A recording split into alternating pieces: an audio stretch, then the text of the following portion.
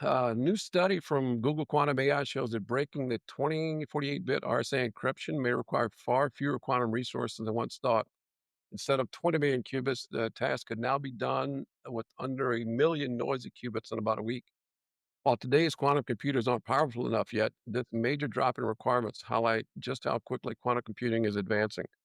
Since RSA is widely used to secure data, the findings stress the urgent need to switch to quantum safe encryption to protect against future threats. Your thoughts?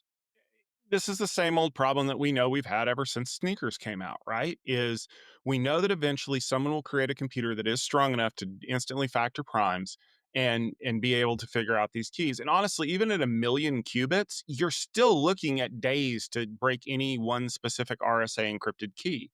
And the problem that I have with this is yes, it's an attention grabbing headline, but you have to understand something.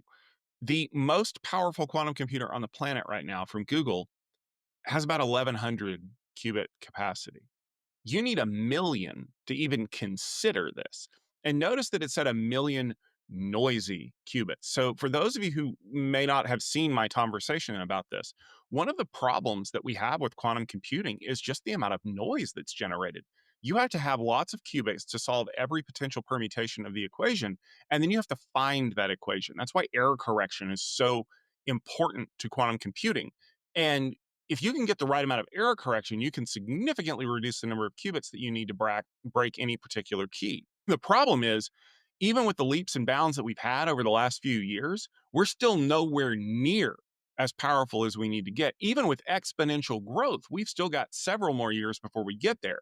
But we already have candidate keys that are quantum resistant that use lattice based encryption technologies, which is really difficult for quantum computers to break. And for those of you out there who are on the crypto chain, you don't have to worry about Bitcoin being broken anytime soon because that whole proof of work thing and elliptical curve technology make it a lot harder to break than just if it was just a simple, and I say simple, RSA 2048 bit key.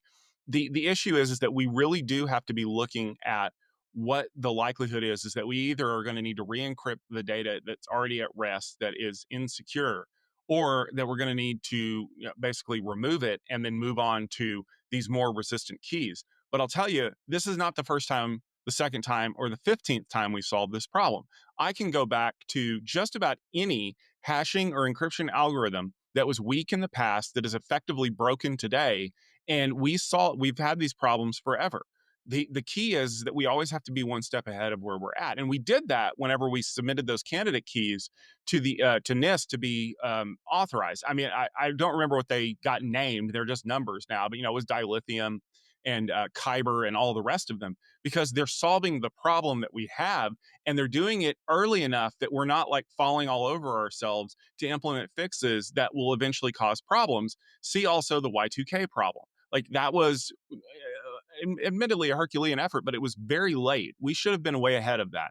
And here, I think we are. And what we're seeing out of this is people that are starting to ask the right questions, not just how can I encrypt this data, but is this data that I should be keeping that I'm going to need to encrypt? And I think that that is a better question to be asking, because if we can stop storing so much data, then it's less likely that the encryption that we're using is going to be broken.